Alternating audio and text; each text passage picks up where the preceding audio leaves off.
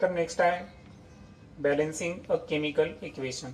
तर कोणतंही रासायनिक समीकरण जे आपल्याला बॅलन्स करायचं आहे, संतुलित करायचं आहे, तर हे कोणत्या पद्धतीने करायचं? तर टेक्स्टबुकमध्ये तुम्हाला एक ॲक्टिव्हिटी दाखवली होती की या ठिकाणी सिल्वर नायट्रेट याची रिॲक्शन सोडियम क्लोराईड सोबत दिलेली आहे आणि प्रोडक्ट झालेला आहे सिल्वर क्लोराईड आणि सोडियम नायट्रेट। तर फिगरमध्ये पाहिल्याबरोबर तुमच्या लक्षात येईल की ॲक्च्युअल रिॲक्टंट आणि प्रोडक्ट यांचं जे ॲटॉमिक मास आहे तर हे दोन्ही कसं आहे, सारखं आहे। आता वेट जे चेंज झालं नाही तर त्याच्या मागचं रिझन काय आहे ते आपण थोडंसं समजून घेऊ। तर फर्स्ट पॉईंट आहे आपला बॅलेन्सिंग अ केमिकल इक्वेशन आणि आपल्याला सांगितलं की आता आपण जी रिॲक्शन पाहिली होती इक्वेशन नंबर 9 पुन्हा एकदा रीड करतो मी की सिल्वर नायट्रेटची रिॲक्शन ही सोडियम क्लोराईड सोबत झाल्यावर एक व्हाईट रंगाचा प्रिसिपिटेट तयार होतो सिल्वर क्लोराईड आणि बाय प्रोडक्ट आहे सोडियम नायट्रेट जो ॲक्वियस फॉर्ममध्ये असतो। तर या संदर्भात ॲक्टिव्हिटी दिली आपल्याला रिॲक्टंट आणि प्रोडक्ट्समध्ये काय काय चेंजेस झाले। ओके, तर ॲज वी नो की रिॲक्टंट्स हे लेफ्ट हँड साईडला आणि प्रोडक्ट ऑब्वियसली राईट हँड साईडला असतात। आता पहिला जो आपल्याला एलिमेंट दिलेला आहे तो आहे सिल्वर। ओके, आता सिल्वर संदर्भात जर पाहिलं आपण तर सिल्वर रिॲक्टंटमध्ये पण एक आहे आणि प्रोडक्टमध्ये पण एक आहे। त्यानंतर सेकंड जो आहे नायट्रोजन तर तो रिॲक्टंट आणि प्रोडक्टमध्ये एक एकच यूज झालेला आहे। थर्ड नंबरला विचारलं ऑक्सिजन तर ऑक्सिजन लेफ्ट हँड साईडला 3 आहेत आणि राईट हँड साईडला पण 3 आहेत आणि सोडियम आणि क्लोरीन तर हे सुद्धा रिस्पेक्टिव्हली एक एकच। ओके, आता सो वाटल्यास आपण इथे हा चार्ट कंप्लीट करून घेऊ की चार्टमध्ये सिल्वर जो आहे तो रिॲक्टंट आणि प्रोडक्टमध्ये एकच यूज केला, नायट्रोजन सुद्धा एकच, ऑक्सिजनचे जे आहेत 3 ॲटम यूज केले गेले, सोडियमचा 1 आणि क्लोरीनचा 1। तर जी इन्फॉर्मेशन दिली इथं ही जे नंबर ऑफ ॲटम्स होते रिॲक्टंट्स मधले तर हे इक्वल किंवा सेम होते number of elements in the products, म्हणजे number of atoms of the element, म्हणजे जेवढे काही एलिमेंट्स आयदर ते रिॲक्टंटमध्ये असतील किंवा प्रोडक्टमध्ये असतील तर त्या ॲटमची संख्या ही सारखी आहे। ती सारखी जर असेल तर डेफिनेटली अशा पद्धतीच्या इक्वेशनला आपण बॅलेन्स्ड केमिकल इक्वेशन म्हणतो। आणि अनबॅलेन्स इक्वेशन केव्हा असेल तर जेव्हा नंबर ऑफ ॲटम्स जे आहेत ईच एलिमेंटचे हे इक्वेशनच्या दोन्ही साईडला सेम नसतील, not same, then the equation is called as the unbalance equation. त्यानंतर एक पॉईंट दिला आहे जसं आपण ॲक्टिव्हिटीमध्ये पाहिलं की वेटमध्ये कोणताही चेंज झालं नाही, so that's why total mass of each elements in the reactant is same to the total mass of the respective elements in the products.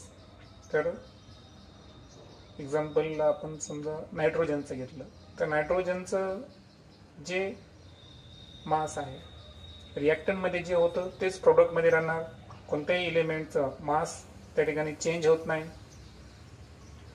आणि या नियमाला आपण law of conservation of mass म्हणू, है ना। आपण पुढे चढून केमिकल रिॲक्शनची किंवा या अगोदरच्या स्टँडर्डमध्ये आपण केमिकल रिॲक्शन संदर्भात काही 2 ते 3 लॉज पाहिले आहेत, तर त्यामधला एक लॉ आहे law of conservation of mass. आता हे तर झालं की 2 गोष्टी आपण समजून घेतल्या की जे नंबर ऑफ ॲटम्स आहे हे रिॲक्टंट्स आणि प्रोडक्ट्समध्ये सेम असेल तर ती बॅलेन्स्ड केमिकल इक्वेशन आहे, अदरवाईज ती अनबॅलेन्स असते। दुसरी गोष्ट आपण समजून घेतली की जी टोटल मास आहे एलिमेंटचं रिॲक्टंट्समधलं तर ते प्रोडक्ट्समध्ये त्याच एलिमेंटच्या मासच्या इक्विव्हॅलेंट असतं। प्रोडक्ट म्हणजे कोणत्याही एलिमेंटचं मास हे केमिकल रिॲक्शन दरम्यान चेंज होत नाही, बदलत नाही। आता ज्या स्टेप्स आहे केमिकल रिॲक्शन बॅलन्स करण्यामध्ये तर त्यासाठी एक रिॲक्शन आपण सध्या अशी अनबॅलन्स फॉर्ममधली जिला आपण केमिकल इक्वेशनच्या साईनने लिहिलं ती बॅलन्स नसणार अशी एक रिॲक्शन घेऊ आपण, जसं की सोडियम हायड्रॉक्साईड ची रिॲक्शन जेव्हा सल्फ्युरिक ॲसिड सोबत होते तर तयार होतो सोडियम सल्फेट आणि वॉटर. आता बाय द रूल्स आपण लिहिणार NaOH सोडियम हायड्रोक्साईडचा formula, H2SO4 sulphuric acid.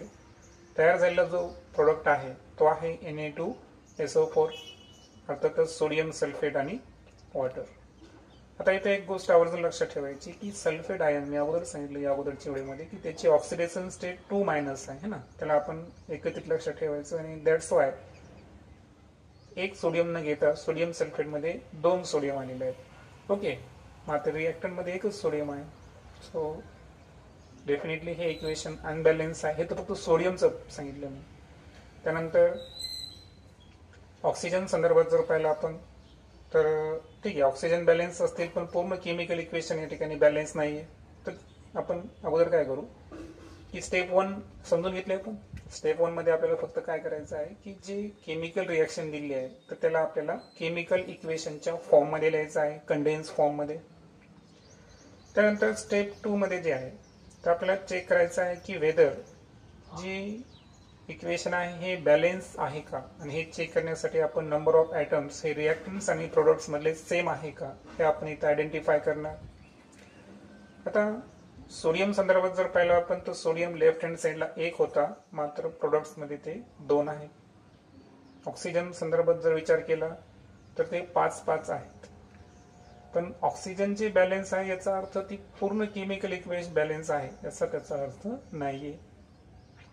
Hydrogen संदर्भात जर पाहिलं तर रिॲक्टर मध्ये 3 होते, मात्र प्रोडक्ट मध्ये 2 ॲटम्स आहेत. आणि सल्फरचे रिॲक्टर मध्ये 1 आणि प्रोडक्ट मध्ये 1. तर यावरून आपल्याला लक्षात येतं की जे नंबर ऑफ ॲटम्स आहेत सर्व एलिमेंटचे हे दोन्ही साईडला सेम नाहीत. Definitely it is a अनबॅलेन्स्ड equation. मग आता हे झालं स्टेप 2 मध्ये की आपण जाणून घेतलं की ती रिॲक्शन आयदर बॅलेन्स आहे किंवा इनबॅलेन्स आहे. तिसरी जी स्टेप आहे तर यामध्ये आपल्याला रिॲक्शन बॅलेन्स करायचं आहे. आणि केमिकल इक्वेशन बॅलेन्स करण्यासाठी हे कन्व्हिनियंट आहे की आपण अशा कंपाऊंडची निवड करायची की ज्यामध्ये नंबर ऑफ ॲटम्स हे मॅक्झिमम असतील. जसं की आपण एखाद्या एलिमेंट्समध्ये आपण H2SO4 आहे आणि ऑक्सिजन आहे असं आपण गृहीत धरू. तर H2SO4 मध्ये 3 ॲटम्स आहेत, 3 एलिमेंट्स आहे, सॉरी 3 टाईपचे एलिमेंटचे ॲटम्स आहेत. ऑक्सिजन मध्ये एकच टाईपचा आहे. मग अगोदर आपण कोणाला प्रिफेर करायचं H2SO4 ला. तर लक्षात आलं की नंबर ऑफ ॲटम ज्यांच्यामध्ये मॅक्झिमम असतील अशा कंपाऊंडची आपण निवड करायची, म्हणजे त्याला अगोदर आपल्याला बॅलेन्स करायचं आहे. आणि त्यानंतर त्याच्यापेक्षा more ever it is convenient to first consider that element in this compound, okay, which has unequal number of atoms on the 2 sides. आणि ते तर झालंच, पण त्या व्यतिरिक्त आणखीन कन्व्हिनियंट जर करायचं असेल केमिकल इक्वेशनला बॅलन्स करताना तर आपण अशा कंपाऊंडचे एलिमेंट्सला फर्स्ट कन्सिडरेशन मध्ये घ्यायचं की ज्यांचे अनइक्वल नंबर ऑफ ॲटम्स हे दोन्ही साईडला जास्त असतील किंवा अनइक्वल असतील. आता यामध्ये आपण इक्वेशन मध्ये आपल्याकडे 2 कंपोनंट्स आहेत, सोडियम सल्फेट आणि सल्फ्युरिक ॲसिड. ओके, तर दोघांमध्ये जर पाहिलं आपण तर एकूण 7 ॲटम्स प्रेझेंट्स आहेत. ओके, आता या दोघांपैकी आपण कोणाची निवड करू शकतो. ओके, आता ही निवड करत असताना लक्षात ठेवायचं की सपोज आपण सोडियम सल्फेटची निवड केली तर सर्वात अगोदर आपण कोणाला फोकस करणार, सोडियमला. ओके, कारण सोडियम जो आहे हा दोन्ही साईडला कसा आहे अनइक्वल. म्हणजे आता आपण 2 गोष्टी लक्षात आल्या की अगोदर आपण त्याच्यामध्ये नंबर ऑफ ॲटम्स जास्त आहे अशा कंपाऊंडची निवड केली आणि त्या कंपाऊंडमध्ये अशा एलिमेंटची निवड केली की जो दोन्ही साईडला कसा आहे अनबॅलेन्स आहे.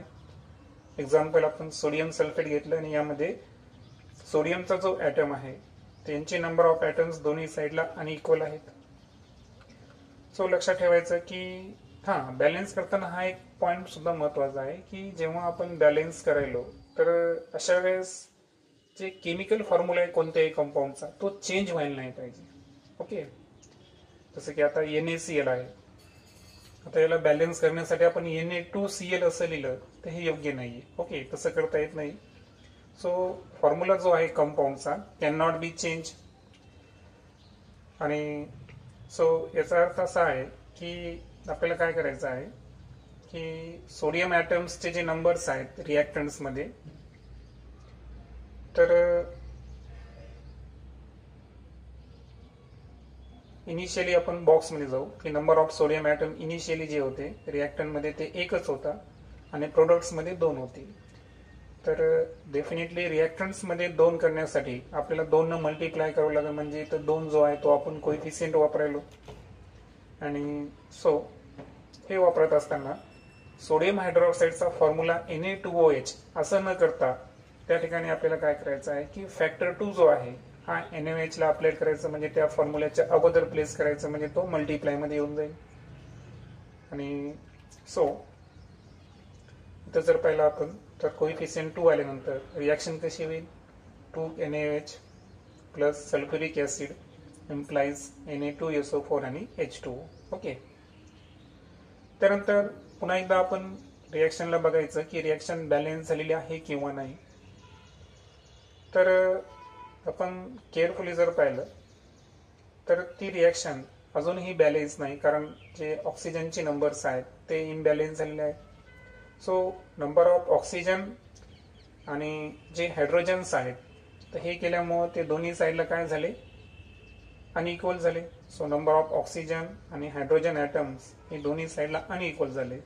तर अशा वेळेस काय करायचं आपल्याला की हायड्रोजनचे जे नंबर्स आहेत, ओके, तर त्याला आपल्याला अगोदर बॅलन्स करायचं आहे, कारण ॲक्च्युअल त्याची रिक्वायरमेंट ही स्मॉल फॅक्टरची आहे. ओके, कारण हायड्रोजन जर पाहिलं आपण तर लेफ्टला 4 झालेले आहेत आणि राईटला 2 आहेत. ओके, सो आपण H2O जो प्रोडक्टमध्ये आहे तर त्या प्रोडक्टला 2 फॅक्टर जर आपण अप्लाय केलं तर जो रिॲक्शनमध्ये चेंज येईल तर तो येईल 2NaOH plus H2SO4 implies Na2SO4 plus 2H2.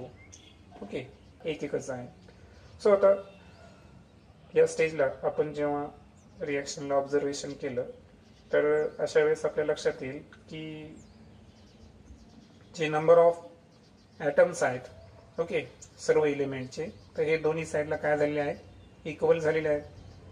आणि सो फायनल जी बॅलन्स इक्वेशन असेल तर ते असेल 2NaOH plus H2SO4 implies Na2SO4 plus 2H2O. तर या पद्धतीनं एक बॅलन्स इक्वेशन जे आहे तर ते आपण ऑब्टेन केलं अनबॅलन्स इक्वेशनच्या साहाय्यानं. आणि सो अशा पद्धतीची ही रिॲक्शन आहे.